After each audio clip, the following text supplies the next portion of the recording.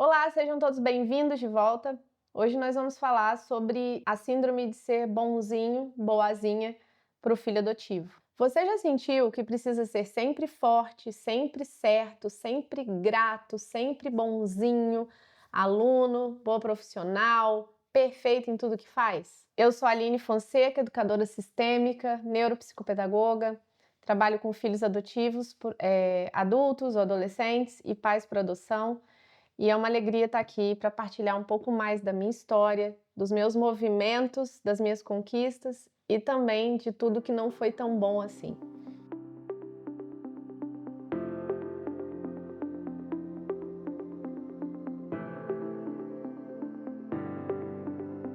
Isso é uma máscara que o filho adotivo usa para se relacionar.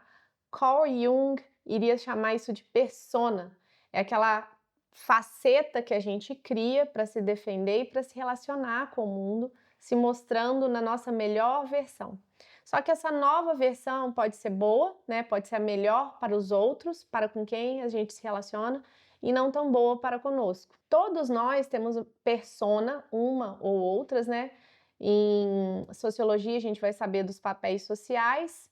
Então, eu tenho uma persona enquanto professora, né, num papel social de professora, tenho uma enquanto mãe, e tem aquela que eu uso, de maneira geral, para ser aceita na sociedade, na minha família. Usei enquanto criança, e o filho adotivo é aquele que vai fazer com maestria isso, porque ele consegue se relacionar bem por conta dessa transição de sistemas que ele viveu. Então isso, embora seja um símbolo e um sinônimo de dor, né, você não poder ainda, não ter tido a consciência de vir a ser quem você nasceu para ser, de brilhar sua luz, por outro lado traz suas vantagens. Então a gente precisa entender também que nem tudo é só dor, né? Muito pelo contrário, que é da nossa maior dor, do nosso maior desafio que a gente tira a nossa potência.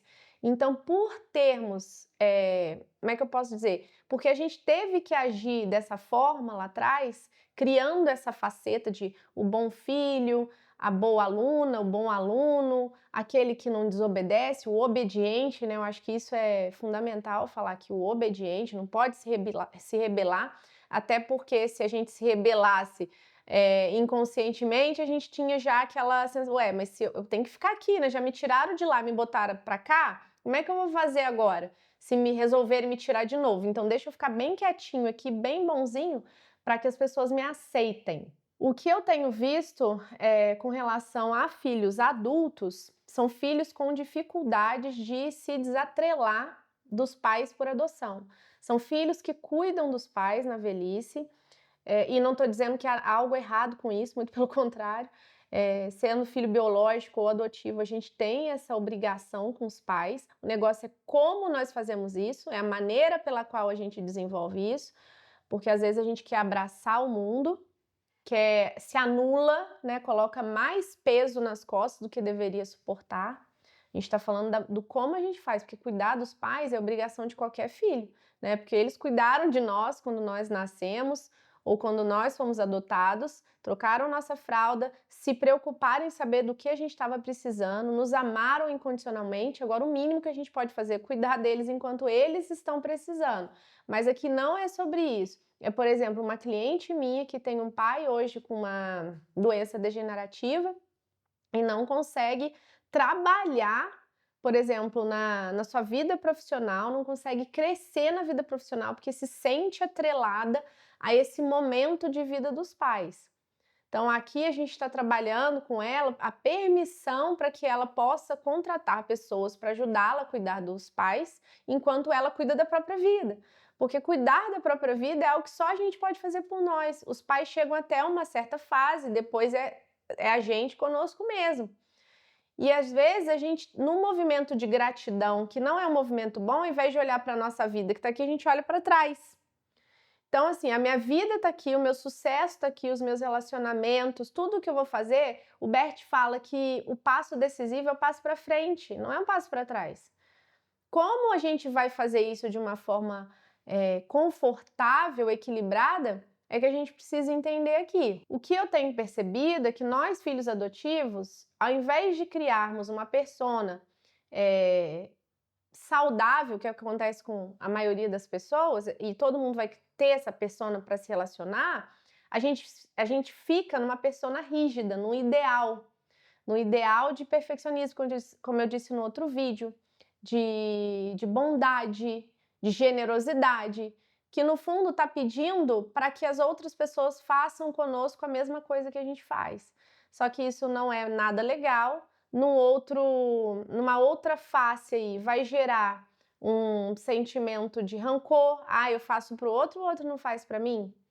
Uma dificuldade nos relacionamentos, porque espera demais, faz para o outro, mas também exige na troca. Sentimentos como raiva, inveja, tristeza, que vão sendo jogados ali para a sombra, né? A gente vai colocando um tapete ali, não vai olhando para aquilo, empurra tudo para debaixo do tapete. Ah, deixa que raiva não é legal, tristeza não é legal, inveja não vale a pena, são sentimentos feios, ruins. Deixa eu colocar aqui essa máscara de que não sente nada disso, e isso vai nos adoecendo com o passar do tempo. A culpa vai surgir depois, porque a gente não olha para esses sentimentos.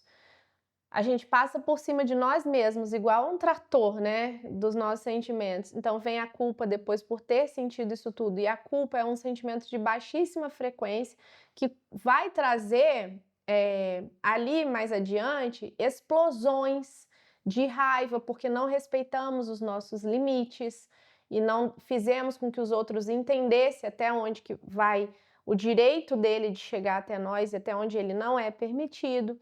E aí, como a gente não faz isso, a gente reage com grandes explosões, mulheres sobretudo. Eu tenho visto por mim mesma, na faixa etária de climatério, agora onde a gente está no nosso outono, né? Já não é mais o verão, aquela juventude, os hormônios que vão ciclando, o quanto a gente traz isso tudo à tona por conta da nossa própria biologia, agora falando especificamente com as mulheres. E a tendência de deixar o corpo, por isso que eu falei que a gente adoece, a expressar coisas que a gente não expressou com verdade por conta dessa persona, dessa máscara que a gente utiliza aí para ser aceito. Só que agora a gente pode romper com isso.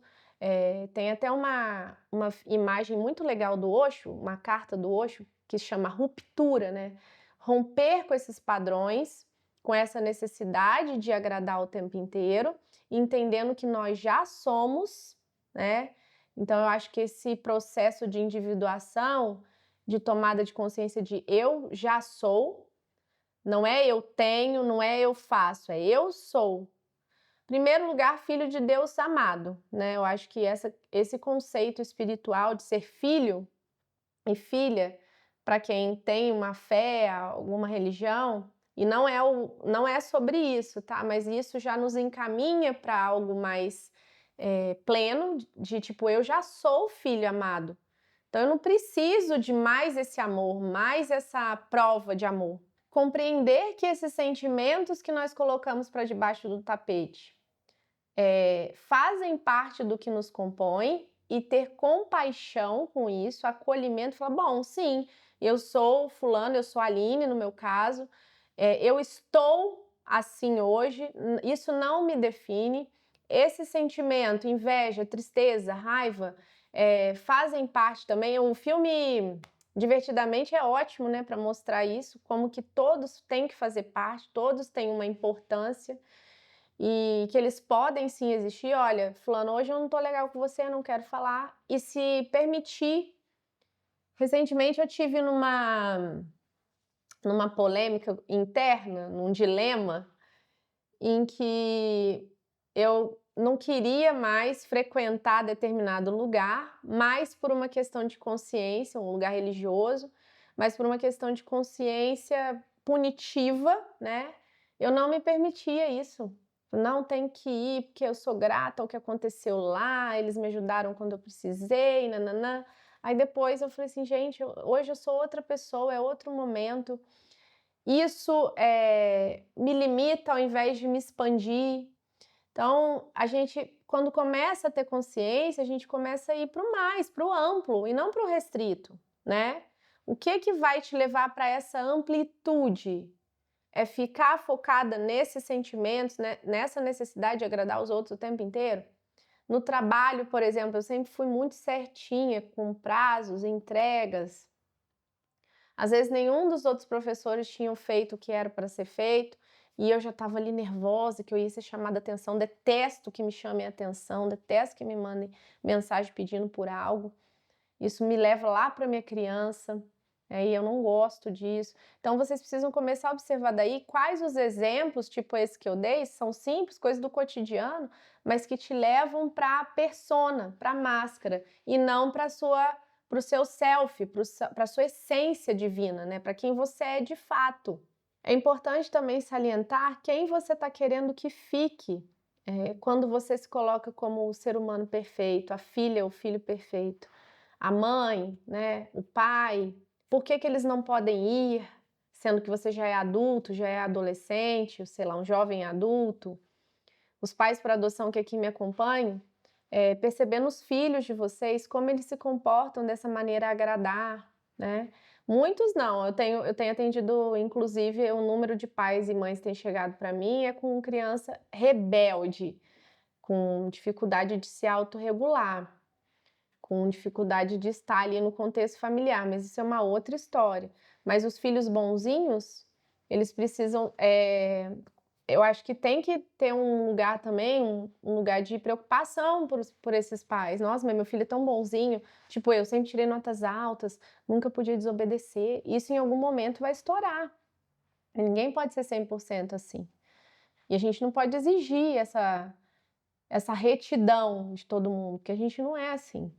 Então, eu queria que vocês, a partir de agora, fizessem um exercício de dialogar com vocês mesmos no cotidiano, entendendo o que vocês, para ter essa face de relacionamento, colocaram lá embaixo do tapete. Se você sentiu que esse vídeo falou com você, eu vou trazer aqui um exercício prático para que você possa começar a tomar consciência da sua persona, de quem é você de verdade, a sua essência, né, divina, quem você veio para ser, e como você pode fazer para dialogar com essas duas partes, essas duas vozes internas, a quem você é de fato e quem você criou, esse manequim de relacionamento com o externo. Então você vai pegar duas folhas de papel, você vai escrever uma carta. A primeira carta vai ser escrita pelo narrador perfeito, rígido, correto, certo, que faz tudo ao tempo e à hora, que não decepciona ninguém. O que ele quer dizer? Na segunda carta, você vai escrever com partes da sua sombra. Aquele que sente raiva, medo, rancor, inveja, que se rebela, enfim, tudo que a gente acha que é inadequado e que não pode existir. Nessa hora você vai deixar essas partes virem à tona e vai escrever também uma carta. Todas as duas cartas vão ser escritas direcionadas a você mesmo. Esse vai ser do destinatário, você. É importante que na segunda carta você escreva pelo que você está cansado, o que você não aguenta mais, o que você mudaria. Você pode escrever também, nessa segunda carta, essa que vai ser escrita pelas suas partes da sombra, sobretudo o medo de não ser amado. O medo de quem não te amar. Deixa vir à tona essas vozes, deixa dar voz a ela através da escrita. Esse é um exercício de escrita terapêutica que é muito válido. Depois de escrever as duas cartas, por exemplo, na carta número 1 lá, a pessoa perfeita, né, a certa, eu vou escrever assim: Olá, Aline, tudo bem por aí?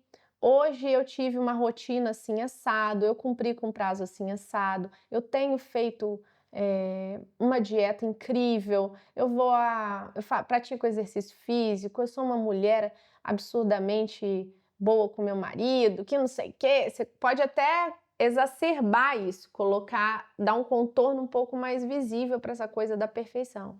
Tô falando isso até por mim, porque eu tenho essas coisas nas ideias. Eu quero dar conta de tudo, quero que meu filho leve o melhor lanche, o mais saudável para a escola, quero que minha família se alimente bem, quero fazer marmitas, quero deixar comida congelada, eu quero dar conta das aulas de inglês, eu quero dar conta dos atendimentos em educação sistêmica, gravar vídeo. Gente, é impossível, é humanamente impossível. A gente precisa escolher as brigas que a gente vai entrar. Então, esse exercício da carta vai ajudar vocês a começar a definir isso. Depois, quando você pegar as duas cartas e ler as duas em voz alta, óbvio, tentem fazer isso no momento que estiverem sozinhos, sem interrupção, pode colocar uma música de fundo, de repente eu deixo uma playlist aqui para vocês de músicas que eu gosto de usar para esses exercícios. E ao ler em voz alta, eu preciso que vocês percebam qual dessas vozes estão imperando na sua vida. Aqui, o que é a grande sacada é que o objetivo do exercício não é eliminar, por exemplo, as vozes das suas partes sombrias e nem dessa persona perfeita, né? Dessa face que você criou. Você precisa integrar as duas. Ah, esse que é o ponto. É na integração, quando as duas puderem andar juntas, é que você vai se sentir mais pleno. E toda vez que agir de uma ou outra forma, não vai vir com culpa logo depois. Porque essa culpa que arrasta a corrente, que nos deixa com sensação de peso, vem dessa incerteza ao calar uma ou outra voz, ou deixar uma ou outra vir aqui ao mundo. Então, por isso que eu falei logo ali, a gente precisa começar a escolher as brigas nas quais a gente vai entrar. Por exemplo, a merenda do meu filho, eu já mando bisnaguinha e biscoito industrial, porque eu já percebi que nesse ponto não dá para eu dar conta. Eu não sou a mãe perfeita que vai mandar o lanchinho todo, de segunda a sexta, 100% natural.